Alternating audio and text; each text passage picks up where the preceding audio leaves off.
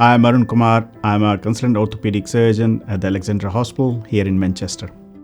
Hip replacement is one of the most successful orthopedic procedures and is a definitive treatment for hip arthritis, which results from the wearing away of the cartilage in the hip joint, either due to trauma, injuries, or more often because of age-related processes. Eventually, patients end up feeling miserable as their lives are getting more and more uncomfortable. A hip replacement takes around 90 minutes and you will be up and walking the same day and can go home usually within 1 or 2 days.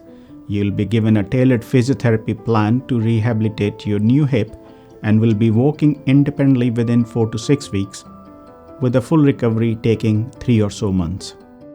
If you'd like to come and see me for a consultation, you can book in online or contact the Alexandra Hospital directly.